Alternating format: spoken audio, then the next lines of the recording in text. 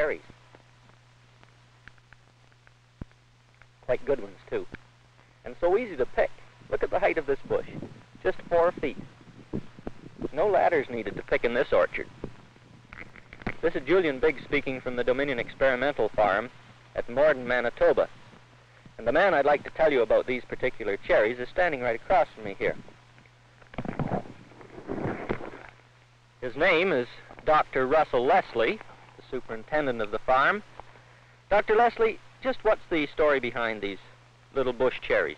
We got our first seed, I think it was 1940, from the Soviet Union as seed. It's a Mongolian variety. Yes, yes. The Russians sent, I think it was 6 botanists, trying to hunt for a very hardy cherry, and they finally found it in Mongolia.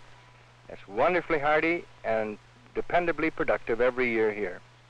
It's extremely hardy under all prairie conditions? As far as I know, but we would not expect it to do well on alkali or heavy saline soils. And could they grow, you think, anywhere in Canada? I don't see why it shouldn't. Providing the soil will grow good garden crops, I'd bank on this coming through fine. How are they for cooking, Doctor?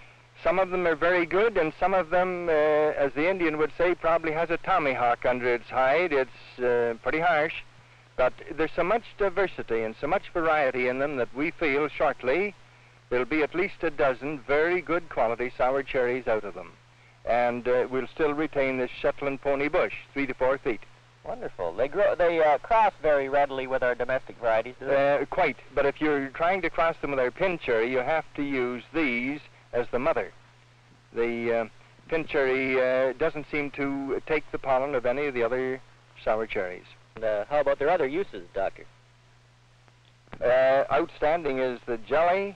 Finest jelly that ever comes into our house is certainly this Mongolian cherry jelly. The Manchu jelly is good. The Manchu cherry from China, very good, but not nearly so dependable and hasn't so much bouquet and aroma as this has as jelly. You say dependable. These don't fail to bear any year. We've never had a blank. Sand cherries, choke cherries, pin cherries, they may fail. Saskatoons may fail from frost. But these bloom rather late in the season, and we've never had a failure. How old is this long hedge that you have along here of them? This is 4 years old. We put out 1-year-old plants, and that is the common way of growing them. It'll be cheap if they plant seedlings and distribute them, I would say, not by the hundreds, but by the hundreds of thousands. Every person that has even a little home garden on the prairies, let them have at the back of their lot a little row of these. Where could they get them? We are glad to supply seed in sample quantities. A number of the nurseries are getting into production, I see. And there'll soon be plenty of them. Oh, soon everyone can have one in their backyard if they wish it, eh? Yes, they should have 2 to make sure of getting cross-pollination, hence fruitfulness. I see.